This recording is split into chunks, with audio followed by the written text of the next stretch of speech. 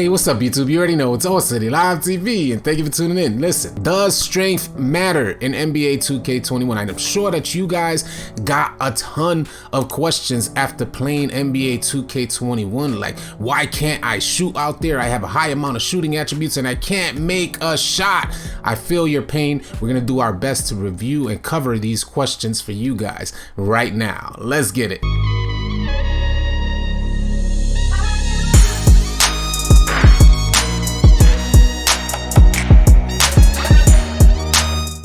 So does strength matter in NBA 2K21? That's a really good question, and it still remains to be seen, but I gotta tell you, I made a blue and red pie chart last night and I had a ton of fun. I made him at 6'8" with close to max weight, max wingspan, and he's labeled a paint beast. But what I learned yesterday is the first time that I've ever used a strength and vertical pie chart, and that may be the wave. At 6'8", I was competing with every center out there with very minimal badges, and the strength and the vertical really shine through. I have a low interior defense currently, only at a 51, and I gotta tell you, if you was in our live stream last night, you saw how good the contests were, and you saw how good NBA 2K21 was with interior defense. So I don't know if it's so much so that interior defense got a buff, but I gotta tell you, my player looked amazing out there, and I was extremely happy to play with that player out there.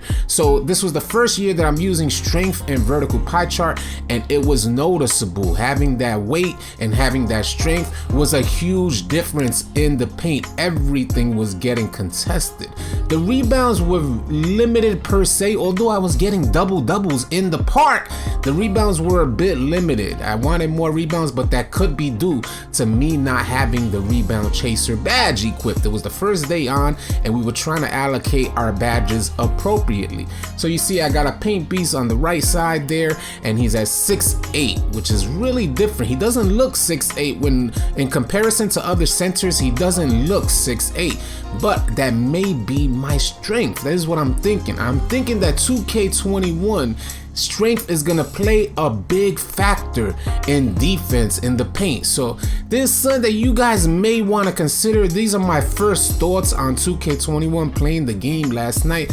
I'm not absolutely certain that strength is gonna play a huge factor, but it seems like it. I know the community is gonna be in an uproar for some of the issues that they had last night trying to play the game as far as shooting goes, and some people not being able to finish even with high finishing attributes, especially on a 6'8" center like myself. They're thinking that they should be banging out and going crazy. Unfortunately, that was not the case for a lot of players out there.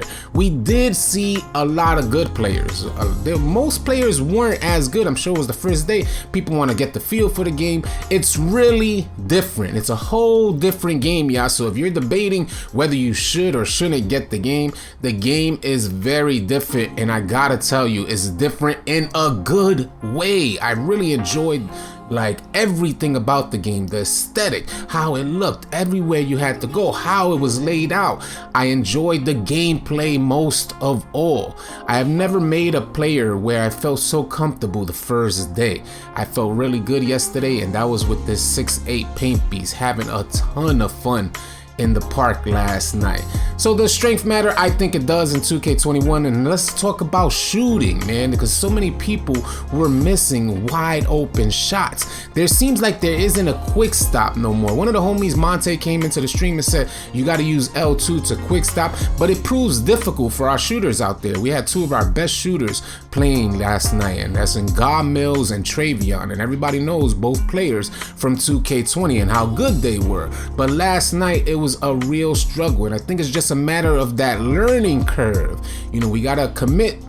We're gonna hope that NBA 2K21 created a skill gap, that if you don't have your badges, you're not gonna be making these shots, even if they're wide open, unless you time them absolutely perfectly. So if practicing and getting your badges up, the badge grind, if that is rewarding and proves like true, saying, in other words, if 2K rewards the players who grind and practice and grind and get their badges, if they reward them with hitting these shots, then there's gonna be a huge skill gap in 2K21, which I am super appreciative for. We need that skill gap. Hopefully 2K21 does not fold to all the complaining that I'm sure they received this morning when they woke up. Like, why am I missing so many shots? You're missing because you don't have badges as you should. So hopefully 2K created this skill gap. Another thing I want to mention, it looks like moving shots are back in the game.